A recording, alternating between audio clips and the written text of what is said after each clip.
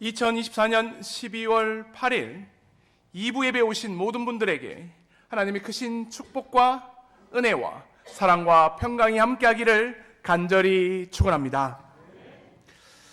오늘은 시 한 편으로 설교를 시작하려고 합니다. 제가 낭랑한 목소리로 들려드릴 테니까 잘 들어주십시오. 제목, 어둠은 자세히 봐도 역시 어둡다. 지은이 오규원. 어둠이 내 코앞, 내 귀앞, 내 눈앞에 있다. 어둠은 역시 자세히 봐도 어둡다 라고 말하면 사람들은 말장난이라고 나를 욕한다. 그러나 어둠은 자세히 봐도 역시 어둡다. 어두운 게 어두움이므로 어두운 날 본 모든 것은 어둠이다. 어두운 게 어둠이므로 어두운 날 본 꽃도 사랑도 청춘도 어둠이고, 어두운 게 어둠이므로 어두운 날 본 태양도 어둠이다. 그러니까 어두운 것으로 뭉친 어둠은 어둡지 않는 날 봐도 역시 어둡다. 어둠이라는 단어를 가지고 장난을 친 시처럼 느껴질 수도 있습니다. 하지만 이 어둠이라는 단어를 죄로 바꾸고 나면 엄청난 진리가 하나가 나타나는데, 죄된 이 세상에서 행해지는 모든 것들, 꽃도 사랑도 청춘도 어둠도 태양도 모두 다 죄라는 것입니다. 그래서 마침내 이런 일까지 벌어지는 것입니다. 요한복음 1장 10절 11절 말씀을 함께 합독하시겠습니다. 요한복음 1장 10절 11절입니다. 시작! 그가 세상에 계셨음에 세상은 그로 말미암아 지은 바 되었으되 세상이 그를 알지 못하였고 자기 땅에 오매 자기 백성이, 빛 대신 예수님이 우리를 위해서, 저와 여러분들을 위해서 이 땅에 오셨지만 죄된 이 세상은 알지도 못하고, 죄된 그 백성은, 그리고 우리는 그 예수님을 영접하지도 않았습니다. 이유는 단 한 가지, 죄된 인생 가운데서 그 구원의 빛마저도 어둡게 보이기 때문입니다. 그래서 전혀 알아보지 못하는 것입니다. 이 어둠을 벗어날 수 있는 길은 오직 한 가지입니다. 요한복음 1장 12절 말씀을 함께 합독하시겠습니다. 시작! 영접하는 자, 곧 그 이름을 믿는 자에게는 하나님의 자녀가 되는 권세를 얻었어요. 한 번 더 할까요? 시작! 영접하는 자, 곧 그 이름을 믿는 자에게는 하나님의 자녀가 되는 권세를 얻었으니, 참비신 예수님을 믿는 겁니다. 믿음이나 무엇이냐? 영접하는 것입니다. 곧 그 이름을 있는 그대로 받아들이는 것입니다. 참 쉽죠? 하지만 우리는 어둠 속에 있기 때문에 우리의 논리 구조상 명확하게 들어오지도 않고 이 사실이 잡히지 않습니다. 왜냐하면 우리는 이해, 납득, 공감이 되어야만 믿으려고 하기 때문입니다. 그래서 믿을 수 없다라고 합니다. 예수님을 부정합니다. 구약에 혹시 놋뱀 이야기를 들어보셨습니까? 하나님의 심판인 불뱀에 물려서 죽어가는 백성들에게 살아날 수 있는 유일한 길을 하나님께서 알려주십니다. 놋뱀을 들라하시고 이 놋뱀을 보는 자만 살 수 있다라고 말씀하셨습니다. 그때 어떻게 되었습니까? 놋뱀을 보라는 하나님의 말씀을 영접하는 자, 받아들이는 자, 믿는 자는 바라보고 살았습니다. 하지만 어떻게 놋뱀만 보고 살겠어? 과학적으로 이해가 안 되는데, 내가 공감이 안 돼, 도무지 이해가 안 되고 바라보지 않았던 모든 자들은 다 죽었습니다. 여러분은 바라보는 자이십니까? 바라보지 않는 자이십니까? 여러분은 믿는 자이십니까? 믿지 않는 자이십니까? 여러분은 받아들이는 자입니까? 이해, 납득, 공감을 원하는 사람입니까? 우리를 향한 하나님의 사랑 역시 사실 우리의 상식선 안에서는 납득이 되지 않습니다. 혹시 요한복음 3장 16절 암송이 가능하실까요? 가능하실까요? 하나님이 세상을 이처럼 사랑하사 독생자를 주셨으니 이는 그를 믿는 자마다 멸망치 않고 영생을 얻게 하려 함이라. 아멘. 하나님께서는 우리를 이처럼 사랑하셨답니다. 독생자 아들 예수 그리스도를 내어주셨습니다. 우리를 향한 그 사랑의 크기와 높이와 길이와 넓이를 표현하는 이처럼이라는 단어로 표현이 됐는데, 여러분들은 하나님의 그 사랑이 이처럼입니까? 하나님의 그 사랑이 이처럼입니까? 하나님의 그 사랑이 이처럼입니까? 하나님의 그 사랑이 이처럼으로 느껴지십니까? 이 이라는 말이 길어지는 만큼 하나님의 생각은 우리의 생각과 훨씬 더 다르고 크고 높고 넓기 때문입니다. 이사야 55장 8절 9절 말씀을 함께 합독하시겠습니다. 시작! 이는 내 생각이 내 길은 너희의 길과 여호와의 말씀이니라. 이는 하늘이 땅보다 높음같이 내 길은 너희의 길보다 높으며 내 생각은 너희의 생각보다. 하나님의 생각이 나의 생각과는 다르다라는 것을 알고 계십니까? 하나님의 길은 우리의 길보다 훨씬 더 높다라는 것을 알고 있으십니까? 이 사실을 믿고 영접하고 받아들이며 바라보는 자에게 주신 하나님의 축복이 있는데, 안 궁금하시면 얘기 안 하려고요. 궁금하십니까? 조금만 궁금하십니까? 네, 감사합니다. 이사야 55장 10절 11절 말씀을 같이 한번 읽어보겠습니다. 시작! 이는 비와 눈이 하늘로부터 내려서 그리로 되돌아가지 아니하고 땅을 적셔서 소출이 나게 하며 싹이 나게 하며 파종하는 자에게 종자를 주며 먹는 자에게는 양식을 줌과 같이 내 입에서 나가는 말도 이와 같이 헛되이 내게로 되돌아가지 아니하고 나의 기뻐하는 뜻을 이루며 내가 보낸 일에 믿고 받아들이고 영접하며 바라보는 자에게 주시는 하나님의 형통하심이 있습니다. 우리는 비가 오기를 기도하지만 하나님께서는 그 비를 통해 땅을 적셔서 소출까지 생각하시는 하나님이 바로 나의 모든 부분을 형통케 하시는 하나님이십니다. 나는 그냥 파종하기를 바라면서 기도했지만 그 싹이 나는 것뿐만 아니라 자라게 하시고 양식을 먹고 종자를 남게 하시는 부분까지 생각하시는 분이 바로 형통케 하시는 하나님입니다. 그러므로 내 모든 삶을 주관하시고 내 모든 것을 형통케 하신 하나님에 대해서 우리는 이렇게 고백할 수밖에 없습니다. 나는 하나님을 기대하고 기도하며 기다리겠습니다. 따라해 보겠습니다. 기대하고 기도하며 기다리겠습니다. 한 번 더 할까요? 기대하고 기도하며 기다리겠습니다. 무언가를 기대하고 무언가를 기도하며 무언가를 기다리는 것을 우리는 뭐라고 하느냐? 믿음이라고 얘기합니다. 여러분에게는 이 믿음이 있으십니까?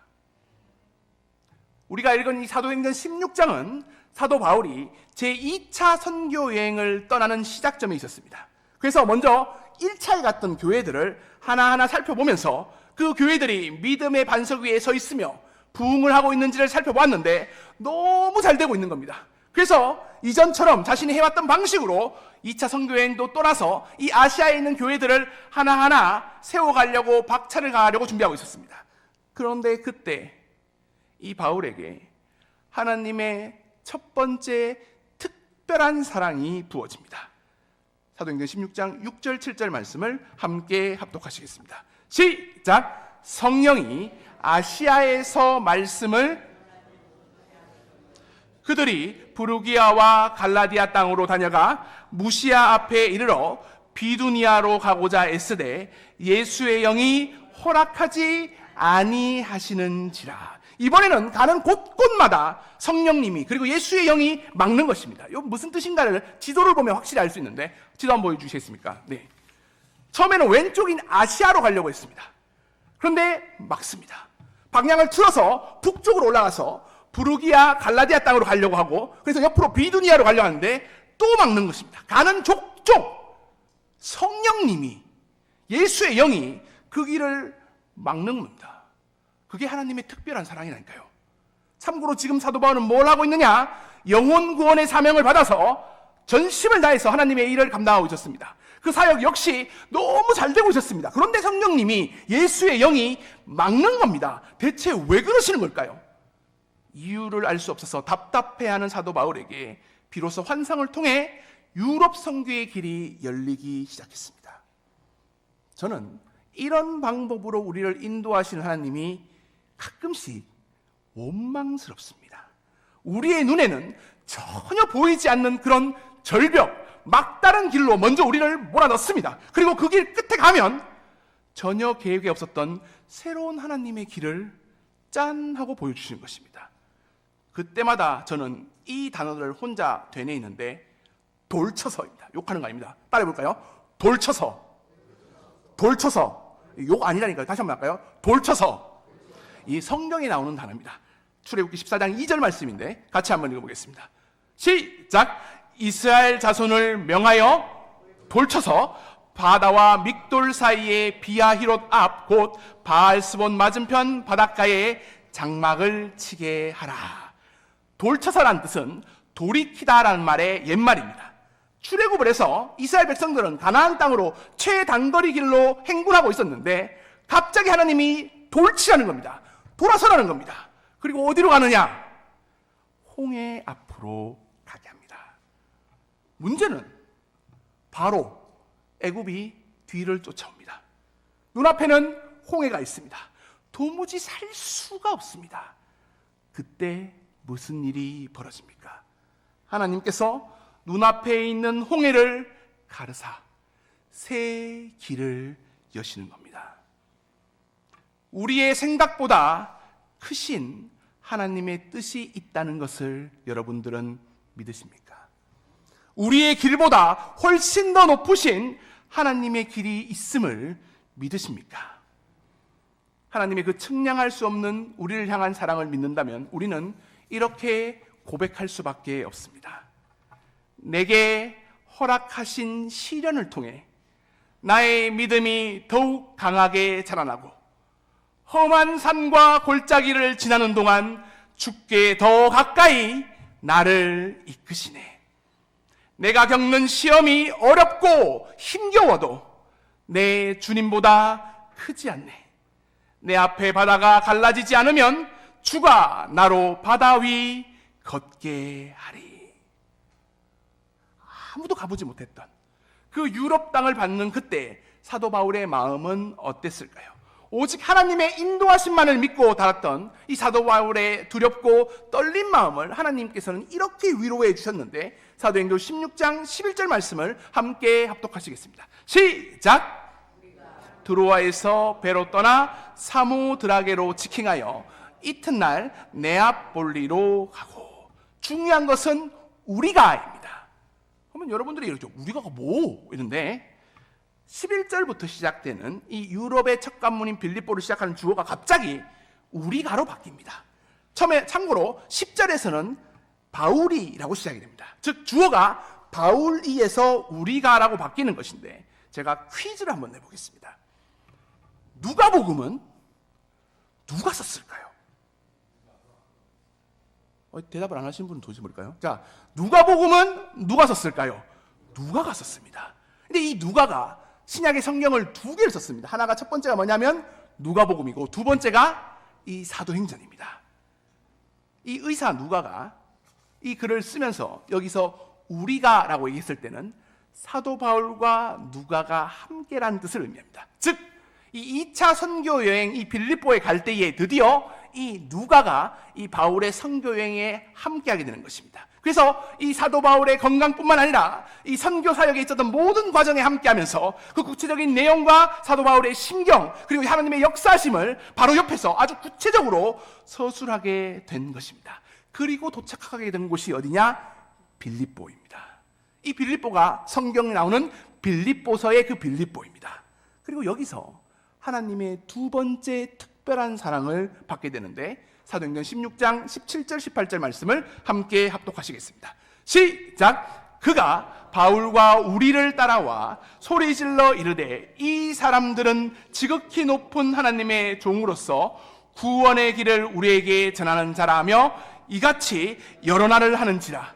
바울이 심히 괴로워하여 돌이켜 그 귀신에게 이르되 예수 그리스도의 이름으로 내가 내게 명하노니 그에게서 나오리라. 빌립보에서 전도 사역을 하고 있는데 자꾸 옆에서 누가 괴롭히는 겁니다. 끈질기게 방해해서. 그래서 어쩔 수 없이 예수의 이름으로 귀신을 쫓아냈습니다. 그런데 이 문제 때문에 고발을 당해서 엄청나게 매를 맞고 발에는 착고를 차고 깊은 감옥에 내던져지게 됩니다. 그때 사도 바울은 기도를 하게 됩니다. 하나님, 내가 유럽에 오고 싶다고 했습니까? 하나님께서 보내신 것이 아닙니까? 아시아에서 사역이 너무 잘 되고 그 열매까지도 풍성하게 맺고 있지 않았습니까?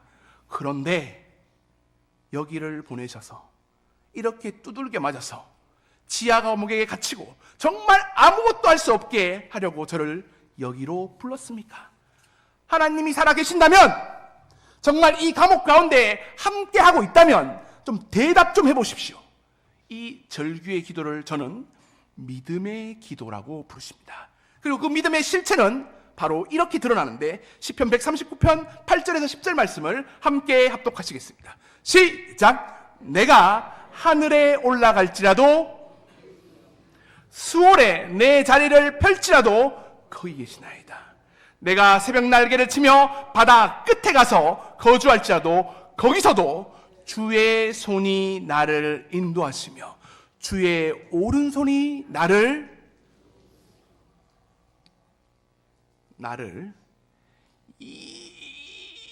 이처럼 사랑하신 하나님은 하늘에 계십니다. 하지만 내가 쫓겨다니며 지옥의 가장 그 밑바닥에 거한다 할지라도 거기에서도 함께 하십니다. 바다 끝으로 밀려간다 할지라도 그곳이 설령 빌립보의 지하 감옥이라 할지라도 거기에서도 나와 동행하시며 그곳에서도 나를 인도하시며 나를 붙드십니다. 그리고 이 모든 것들을 더하여 합력하여 선을 이루시는 역전의 하나님이 바로 우리의 하나님이십니다. 따라해 보겠습니다. 나를 사랑하신 하나님은 내 모든 것을 합력하여 선을 이루시는 역전의 하나님이시다. 한 번 더 할까요? 나를 사랑하신 하나님은 내 모든 것을 합력하여 선을 이루시는 역전의 하나님이시다. 이 믿음의 기도를 드릴 때에 우리는 사도 바울이 말씀에 따라 행한다는 것처럼 이렇게 행할 수가 있는데 사도행전 16장 25절 말씀을 함께 합독하시겠습니다. 시작! 한밤중에 바울과 실라가 하나님을 찬양하매 죄수들이 듣더라. 오랜 시간 이 믿음의 깊은 기도 뒤에는 찬송이 따라 나옵니다. 아마 이런 찬양이 아니었을까요? 그 두려움이 변하여 내 기도 되었고 전날의 한숨 변하여 내 노래 되었네. 내 주는 자비하셔서 늘 함께 계시고 내 궁핍함을 아시고 늘 채워주시네. 이 믿음의 기도와 찬양은 큰 지진을 불렀고 옥토가 움직였으며 감옥문이 다 열리는 큰 능력과 권능을 일으켰습니다. 그런데 잘 기억하십시오. 이 능력과 권능은 죄수들을 도망치기 위함이 아닙니다. 한 사람을 만나게 하기 위한 하나님의 놀라운 예비하심인데 그 사람은 사도 바울을 만나서 이렇게 물었습니다. 사도행전 16장 30절 31절입니다. 시작! 그들을 데리고 나가 이르되 선생님들이여 내가 어떻게 하여야 구원을 받으리까 하거늘 이르되 주 예수를 믿으라. 그리하면 너와 내 집이 구원을 받으리라. 아멘. 하나님은 사도 바울을 너무도 사랑하십니다. 하지만 그 사랑은 천리길 넘어 있는 빌립보에서 하나님을 잘 알지 못했지만 구원을 사모하는 이름 모를 이 간수장에게도 동일하게 베푸셨습니다. 그리고 그 작은 자의 약한 기도까지 다 들으시고 세밀하게 응답하셔서 아시아에서 복음을 너무 잘 전하던 그 바울을 불러서 빌립보로 데리고 왔고 깊은 감옥으로 인도하셔서 한 사람을 만나게 하시고 하나님의 놀라운 말씀을 전하게 하셨던 것입니다. 이곳 빌립보 지하 감옥에서 합력하여 선을 이루시는 역전의 하나님을 바울은 뜨겁게 체험했습니다. 무엇보다 사도 바울은 이 일을 통해 더 큰 하나님의 비전이 있다는 것을 이 자리에서 깨달았습니다. 사도 바울에게 하나님의 새로운 꿈 무엇이냐? 로마로 가자! 이 유럽에 복음을 전도해야겠다는 큰 뜻을 바로 이곳에서 알게 하시고 새로운 길을 걷게 하신 것입니다. 그 로마로 가서 황제 앞에 당당히 서서 복음을 전하고자 하는 하나님의 원대한 꿈까지도 이 빌립보 지하 감옥에서 하나님은 알게 하셨던 것입니다. 평생을 땅만 바라보며 살아가는 동물을 혹시 아십니까? 돼지입니다. 돼지는 해부학적으로 이 뒤통수와 경추가 딱 붙어 있어서 자기의 목을 들 수가 없어요. 그래서 평생 이 신체상, 구조상, 해부학적상 하늘을 바라볼 수가 없습니다. 그래서인지 늘 땅에 있는 것만 바라보며 먹으며 살아갑니다. 하지만 하늘을 아예 보지 못하는 뜻은 아닙니다. 딱 한 경우 하늘을 볼 수가 있는데 뜻하지 않게 넘어져서 뒤집어지면 하늘을 볼 수가 있습니다. 자, 그렇다면 돼지가 넘어지는 것은 이 돼지에게는 불행일까요? 아니면 하늘을 바라볼 수 있는 절호의 찬스일까요? 하나님의 측량할 수 없는 그 사랑이 뜻하지 않게 우리를 넘어지게 할 때도 있습니다. 힘들고 어렵고 괴롭고 새로운 길을 걸어가게 할 때도 있습니다. 그 새로운 길이 이스라엘 백성에게는 출애굽이었고 홍해였으며 사도 바울에게는 유럽의 복음화, 로마로 가자는 하나님의 비전이었습니다. 모세를 보십시오. 돌이켜서 홍해 앞에 서게 하신 하나님의 뜻을 누가 알겠습니까? 하지만 하나님은 그 홍해를 가르시서 쫓아오는 이집트의 군대를 모두 물리치시고 새로운 길을 여셨던 하나님이십니다. 사도 바울에게도 그랬습니다. 하나님께서는 그를 내몰아서 유럽의 빌립보 땅으로 이끄시고 지하 감옥까지 인도하셔서 그곳에서 구원을 갈망하는 한 영혼을 바라보게 하시고 이제 원대한 유럽 복음화의 꿈을 여기서 허락하시는 것입니다. 그 크신 하나님의 뜻, 너무나 깊은 하나님의 길을 우리가 다 어찌 알 수 있겠습니까? 하지만 믿고 의지하며 영접하고 따를 때, 기도하며 기대하며 기다릴 때 이 모든 것들을 알게 되는 특별한 때가 찾아오는 것입니다. 그때가 땅만 쳐다보고 살아가는 우리가 뒤집어질 수 있는 시간이고, 그때가 하나님을 바라보게 되는 하나님의 특별한 사랑의 시간이고, 그때가 합력하여 선을 이루시는 하나님의 능력과 권능을 체험하는 시간입니다. 그때에 이르기 위해서는 우리에게 믿음이 필요합니다. 히브리서 11장 6절에서는 이 믿음에 대해서 이렇게 설명합니다. 함께 합독하시겠습니다. 시작! 믿음이 없이는 하나님을 기쁘시게 하지 못하나니 하나님께 나아가는 자는 반드시 그가 계신 것과 또한 자기를 찾는 자들에게 상 주시는 이심을. 믿음이란 하나님이 계신다는 것을 믿는 것입니다. 내가 넘어질 때도 하나님은 계십니다. 나의 가장 가까운 곳에서 함께 하시고 힘들고 어렵고 괴로울 때는 여전히 함께 하여 주셔서 우리와 함께 힘들어하시고 우리와 함께 괴로워하시며 그 아픔을 나누시는 함께 하시는 하나님입니다. 무엇보다 그럼에도 불구하고 그 힘든 길에서 자신을 찾는 자에게 기도하며 기대하며 기다리는 자에게는 상 주시는 하나님임을 믿는 것이 믿음입니다. 이 믿음으로 우리는 우리 삶 가운데에 이 찬양을 고백하며 나아갈 수 있어야 됩니다. 내게 허락하신 시련을 통해 나의 믿음이 더욱 강하게 자라나고 험한 산과 골짜기를 지나는 동안 주께 더 가까이 나를 이끄시네. 내가 겪는 시험이 어렵고 힘겨워도 내 주님보다 크지 않네. 내 앞에 바다가 갈라지지 않으면 주가 나로 바다 위를 걷게 하리. 나는 믿네. 주의 능력으로 내 삶 새롭게 되네. 나는 믿네. 주의 능력으로 담대히 나아가리라. 주와 함께 싸워 승리하리라. 믿음으로 나 살아가리. 믿음을 가진 우리를 하나님께서는 시련을 통해 더욱더 그 믿음이 굳건하게 자라나게 하십니다. 믿음이 가진 우리를 하나님께서는 환난과 어려움을 통해 하나님과 더 가까이 친밀하게 하십니다. 믿음을 가진 우리가 이 시험을, 시련을, 어려움을 두려워하지 않을 이유는 오직 한 가지입니다. 그 시험이, 그 시련이, 그 환난이 하나님보다 크지 않기 때문입니다. 그러므로 우리는 믿음으로 매일매일 하나님의 능력과 권능을 체험하며 이 모든 것들을 견디며 싸우며 이겨낼 수 있는 것입니다. 이 믿음으로 나를 가장 좋은 길로 이끄시는 하나님과 함께 살아가는 저와 여러분이 되시기를 간절히 축원합니다. 기도하시겠습니다.